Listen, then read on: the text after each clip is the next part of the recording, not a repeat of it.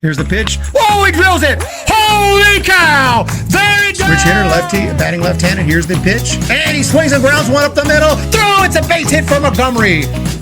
Base hit, center field. That's going to bring home a run. What is going on, everyone? And it's time for another season of college baseball.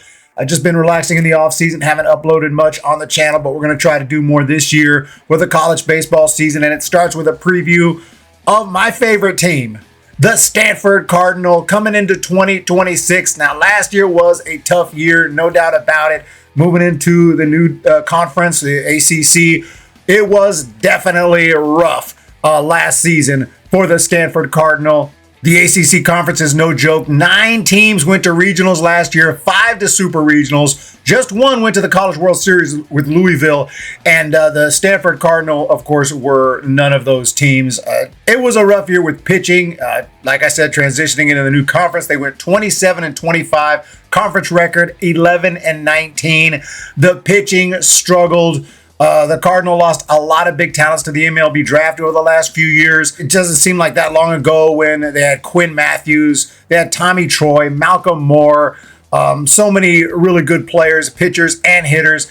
Last year, they just didn't have the firepower to dominate like they usually do. And at one point lost 11 games in a row. They did play in the conference tournament only because every single team was invited to play in the tournament, which is not normal. So last year, all 16 teams were invited to the conference tournament, and Stanford got knocked out right away, losing 7-4 to Virginia Tech, and that would be their last game of the season. There were some high points. They swept Duke.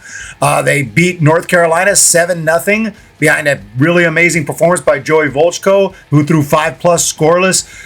They had some big performers last year who are coming back, like Tatum Marsh hit 377. Also, Trevor Haskins, who's not coming back, he hit 14 home runs with 42 driven in.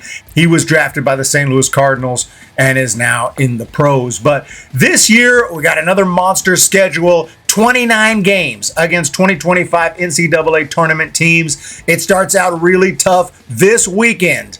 In Surprise, Arizona, the Stanford Cardinal are going to be facing Arizona, Michigan, and then Oregon State. Things calm down a little bit after that, and they're going to have a chance to get off to a good start this year. You got infielder and consistent 300 hitter Jimmy Nati coming back for his senior year, providing a steady veteran presence in the heart of the order. Then Rintaro Sasaki, who has huge power potential. It wasn't great last year, but I think he could have a breakout season this year. And then Ethan Hott, an amazing hitter, an amazing defender, made several amazing catches last year, hit 342, and he doesn't bring a ton of power, just hit 3 homers. In fact, the team in general doesn't hit a ton of home runs. The only player coming back this year who hit double-digit home runs last year is Natty, who hit 16 bombs. And they lost more players, though.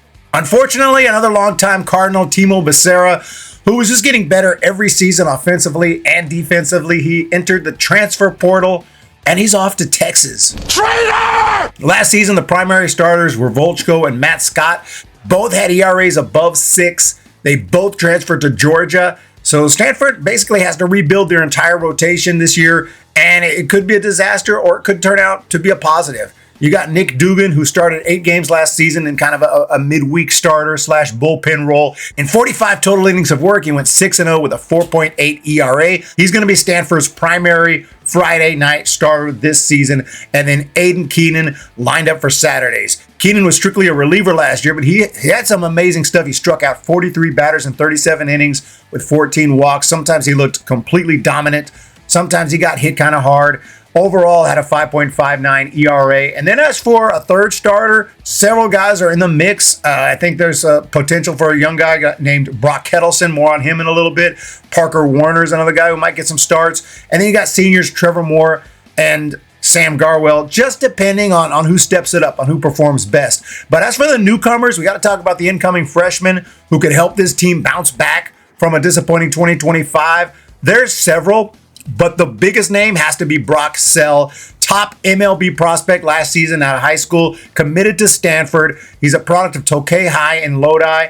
I saw him in person, pure left-handed hitter, got amazing bat-to-ball skills, very short, direct, quick swing, tough to strike out, and some good sneaky power. He hit .484 his senior year, led the league in slugging percentage and stolen bases with 34 swipes. He can play multiple positions, and he can pitch if need be. He's got a rocket for an arm. He should be given a big opportunity this year to contribute, and it should make a big difference right here for the Stanford Cardinal. If not this year, going forward, certainly.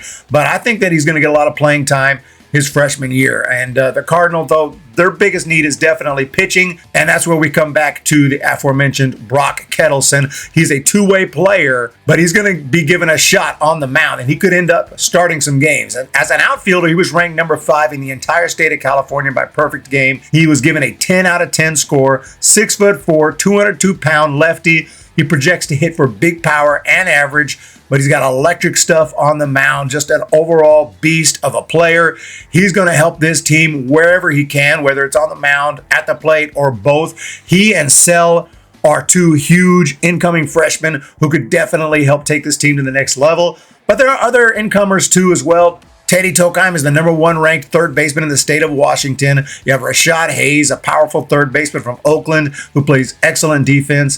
Philip Chong of Ontario, Canada, ranked as the 2nd best shortstop in the province. But the Cardinal really need help on the mound more than anything. And there are some incoming freshman pitchers who I looked at who look pretty good. David Weiser and Colt Peterson, probably the top 2 incoming freshman pitchers other than Brock Ketelsen if he gets a chance on the mound. But this new young core, they're going to have to help bridge the gap quickly.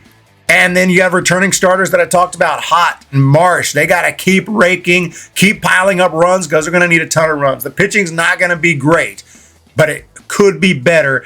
The schedule gets really rough in March and April. Matchups against Wake Forest, Clemson, Louisville, Florida State, Utah Valley, who are really good. They won their the WAC tournament last year and went to the tournament. So whether Stanford is better or not this year is going to come down to pitching, in my opinion. I think they're still going to hit. They're still going to score runs. If Sell is as good as he looks, they could even be better, and he could help them score even more runs, which they're going to need. Because Volchko and Scott are gone, but they weren't exactly great last year. The door's open for new blood and this new rotation to be better.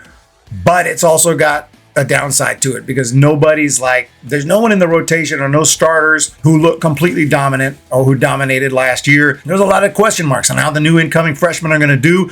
But there's a lot of spectacular incoming talent. There's a chance for massive improvement. But if Dugan and Keenan struggle, and if the bullpen isn't drastically better, we could be in for a very, very similar ride as last year. I think that this team has the potential to be better.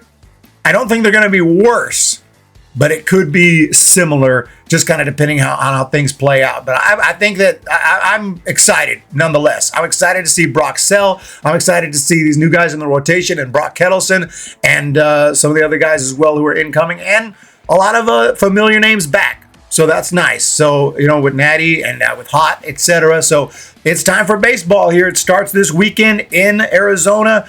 The Stanford Cardinal, let me know your thoughts if you're a Cardinal fan or if you are a fan of another college baseball team. I'm going to be doing a lot more college baseball talk and throughout the season. So not just Stanford. I watch a lot of teams. I have a lot of teams that I follow. But as far as Power 5 teams, Stanford's my team. So you guys have a wonderful day. Make sure to hit that thumbs up. Hit that subscribe button if you like college baseball. We'll be back for more soon.